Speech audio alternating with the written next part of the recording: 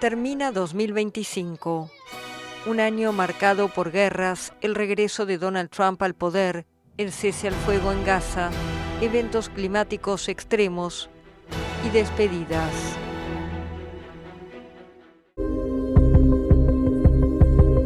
El 20 de enero de 2025, Donald Trump asumió como presidente de Estados Unidos. En su segunda vez en la Casa Blanca, el republicano sacudió el orden mundial. En sus primeros 6 meses firmó 170 decretos, un ritmo sin precedentes en el país. Desafió el derecho a la ciudadanía por nacimiento, atacó a las universidades, eliminó políticas ambientales y se enfrentó con los jueces que bloquearon varias de sus órdenes ejecutivas. Además, lanzó una violenta ofensiva proteccionista. El 2 de abril, presentado por Trump como el Día de la Liberación, el mandatario anunció una reciprocidad arancelaria para todos los países del mundo. El tarifazo alcanzó a casi todos sus socios comerciales, con un mínimo general del 10% y tasas mucho más altas para decenas de países. Otro objetivo central de Trump fueron los inmigrantes, a quienes califica de criminales si ingresaron al país sin visa o permiso. Estudiantes extranjeros pro-palestinos fueron detenidos en universidades, e imágenes como esta de aviones llevando deportados a América Latina se volvieron frecuentes. En los tribunales de inmigración estadounidenses, agentes del Servicio de Inmigración y Control de Aduanas, el ICE, detuvieron a migrantes que habían acudido a resolver sus procesos de asilo. Las operaciones del ICE provocaron protestas violentas en Los Ángeles, además de diversas manifestaciones en otras ciudades del país. El republicano respondió enviando la Guardia Nacional, una medida que repitió luego en otras ciudades gobernadas por la oposición demócrata, para combatir lo que considera una delincuencia desenfrenada. Trump llevó al polémico empresario Elon Musk a su gobierno para liderar una comisión destinada a reducir los gastos federales. Pero el idilio duró poco. Luego de 4 meses, Musk renunció y ambos magnates intercambiaron acusaciones y amenazas en redes sociales. Because you're in no position to dictate that. Remember this. You're in no position. En la oficina oval discutió con el presidente de Ucrania, Volodymyr Zelensky. Incomodó a su par sudafricano Cyril Ramaphosa al mostrarle un video que, según él, probaba denuncias de genocidio contra blancos en Sudáfrica. Trump también lanzó una ofensiva contra las universidades por considerarlas demasiado progresistas. Debido a los drásticos recortes, Stanford, Harvard, Columbia y Johns Hopkins debieron realizar despidos masivos.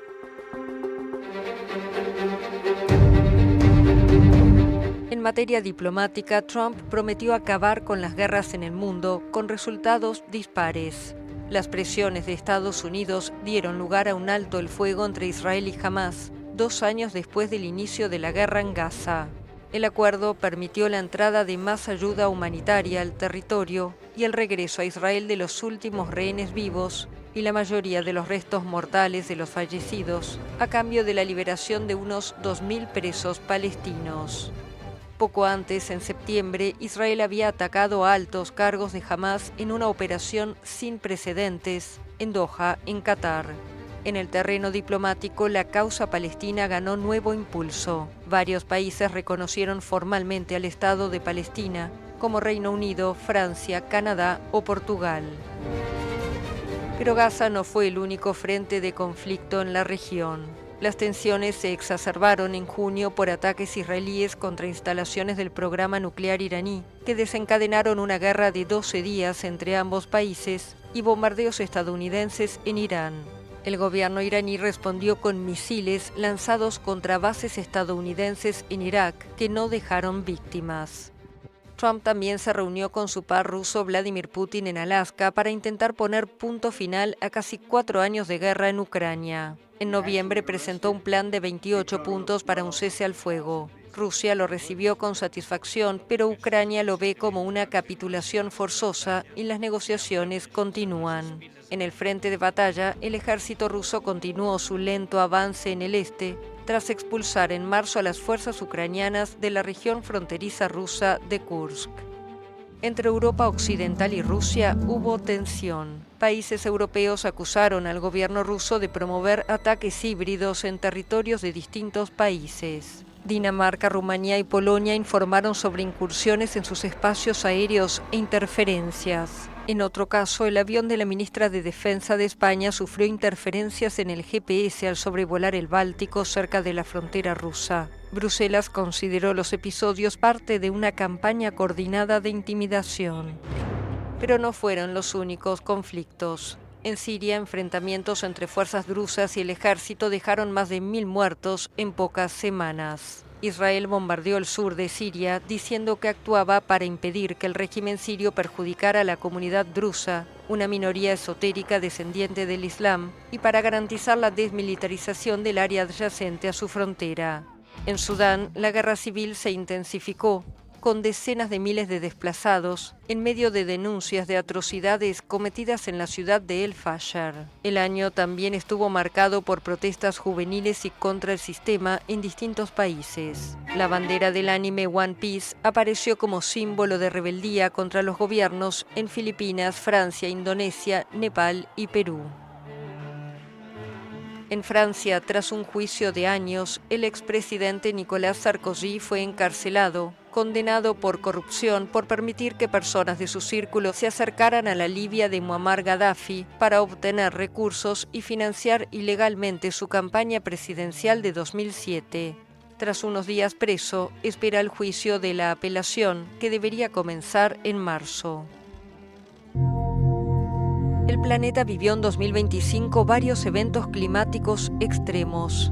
Incendios forestales devastaron zonas de España, Grecia y Portugal, obligando a miles de personas a evacuar. En Estados Unidos, miles de inmuebles quedaron reducidos a cenizas en Los Ángeles. Los incendios provocaron uno de los peores desastres que jamás hayan golpeado California. Terremotos en Birmania y Afganistán dejaron cientos de muertos. El Etna en Italia y el Lewotowil-Lakilaki en Indonesia entraron en erupción.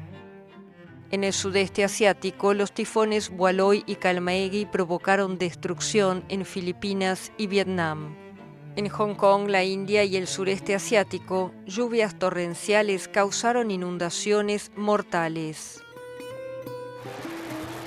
También hubo accidentes. En Washington, un avión de American Airlines chocó en el aire con un helicóptero Black Hawk, una tragedia que dejó 67 muertos. Mientras tanto, en Nueva York, el buque escuela mexicano Cuauhtémoc chocó contra el puente de Brooklyn. 2 personas murieron. En Portugal, el descarrilamiento de un funicular que recorre uno de los barrios más turísticos de Lisboa dejó 16 muertos y varios heridos. Y en India, un avión se estrelló poco después de despegar de Ahmedabad, dejando 242 muertos. Increíblemente, un pasajero sobrevivió a la tragedia casi sin lesiones. El gobierno de Estados Unidos enfrentó su paralización presupuestaria más larga de la historia. Fueron 43 días de shutdown, que llevaron a la suspensión temporal de cientos de miles de funcionarios públicos, a la cancelación de miles de vuelos y generaron angustia entre familias que dependían de la ayuda estatal para sobrevivir. En septiembre, Charlie Kirk, líder conservador y aliado de Trump, fue asesinado a tiros en una universidad de Utah. El caso provocó conmoción nacional. En la justicia, el rapero P. Diddy fue condenado a 4 años y 2 meses de prisión por acusaciones de tráfico de personas con fines de prostitución. La sentencia cerró uno de los casos más mediáticos de la década. Para los 400 millones de católicos en el mundo, fue un año especial. La noticia de la muerte del Papa Francisco a los 88 años conmovió al mundo, un día después de su inesperada aparición en el Vaticano el domingo de Pascua, tras más de un mes internado por una neumonía doble. Miles de fieles se despidieron del religioso en la Basílica de San Pedro, en un funeral masivo que convocó a jefes de Estado de todo el mundo.